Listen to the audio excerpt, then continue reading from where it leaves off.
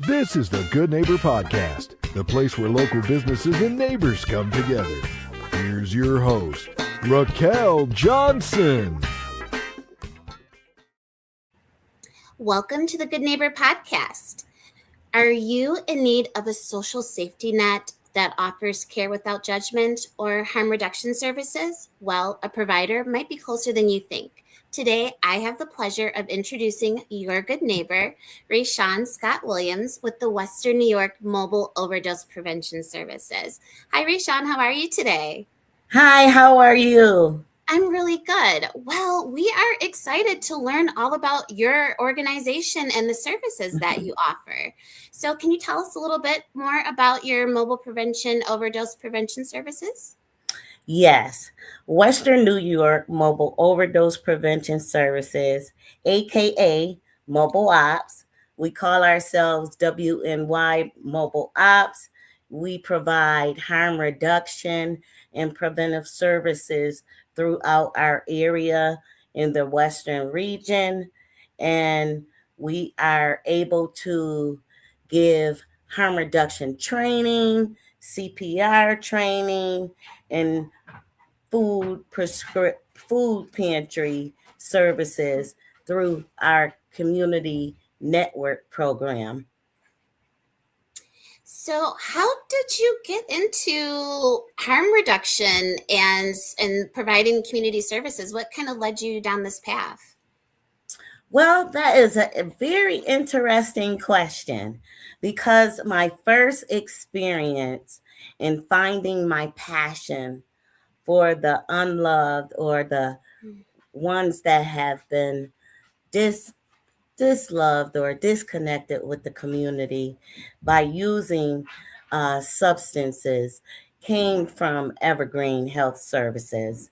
It was formerly known as AIDS Community Services, and they took over, and I was the syringe exchange coordinator for 8 years. I found my passion saving lives for those who were in need of clean syringes in exchange for used syringes. That is when I first learned about the philosophy of harm reduction and the importance of loving those who are in active use, and sometimes those who just want peer support. Wow. So because you're working with such a, like you said, a underserved population, underserved community, what are some of the myths or misconceptions that you found about the types of people that you serve or the community that you serve? Well, to be honest, that it just happens to a certain population. It happens to those who are they have less income, they have less education, they live in a certain area, or they come from that place over there. But no, we've learned that it happens to all of us. Opiate overdose has no face. It does not discriminate against those that it wants to take. It does not reject your education. You can be fully educated on opiate overdose and it still can be in your house. You could be fully educated on heart disease, but don't know how to respond to it. That is why we provide CPR and narcon training, dual training for those in the community, so that we can prevent both at one time. So it sounds like you're really offering your services to this entire community and that there is no specific type of person that you serve. So how do you connect with people that need your services? Well, individuals can always contact us directly at WNY Mobile, MOBILE, ops@gmail.com, or another email would be r.scott-williams@wnYmobileops.com. That may be a long one to remember, but you can reach me at any time to even get New York Matters support. If you're looking for a clinician just to talk to and get a buprenorphine prescription, or just to speak to our organization for peer support, you can contact us at 716 250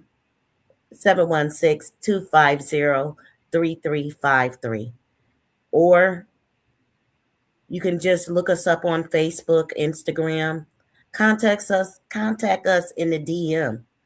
Sometimes people want to just be direct and they just want that direct support. We're here for you without judgment and without discrimination.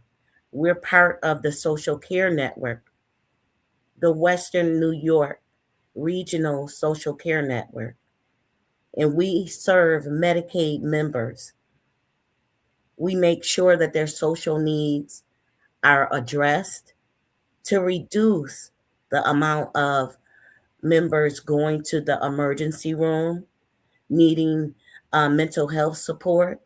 We're here just to address those challenges and getting care coordination through the social care network of the Western region, and that is Western New York Integrated Care Collaborative.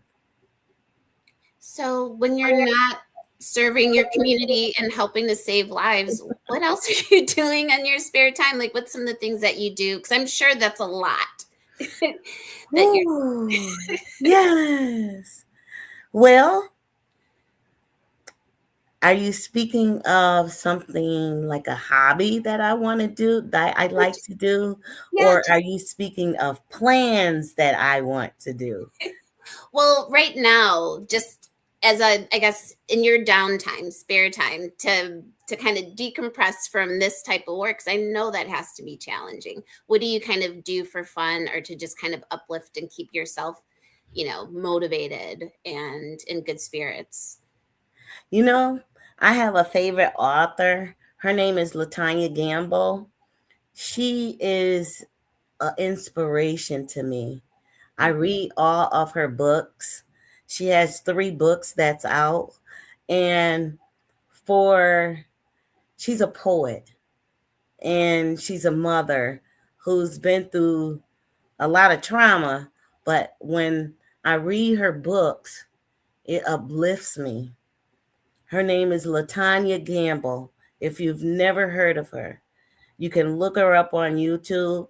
She is the one who inspires me and gives me hope for the future.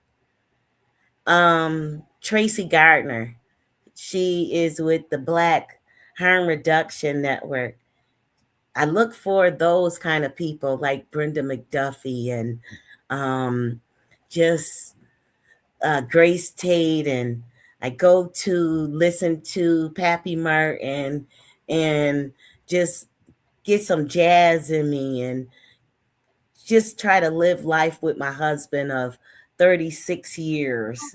So yes, that's the decompression. That's the decompression. Living life with my husband of 36 years. Oh, that's lovely. I love love. So that's lovely. So what's one thing that you believe our listeners should know, either about your organization or just harm prevention in general? Harm reduction is used so much in life. Creativity is used so much in life. We tap into our harm reduction even when we are going through trauma. That is something that is so useful for us in all areas to remember, that we can use harm reduction We can use that in a trauma-informed way when we're dealing with people of different races or different populations that might not quite understand the services that we have to offer. Also, I would not want to forget that it would be, honestly, when we're talking about harm reduction, it would be very effective if we had our first BIPOC harm reduction conference to educate and provide services in the Western region to help decrease opiate overdose deaths, suicide, and homicide. That would be wonderful, because harm reduction is used in all of those areas. Well, Rashone, I know you mentioned it earlier, but if you could please share with our listeners one more time the best ways for them to reach out to you and connect with your organization for services. What would you say the ideal ways would be? They can email me at WNY mobile, MOBILE, ops at gmail.com, or use our newer email address, r.scott-williams at WNYmobileops.com. Or you can contact us directly at 716-250-3353. Again, that is 716-250-3353. I am here for you without judgment. I am a certified recovery peer advocate. So I do have my CERPA.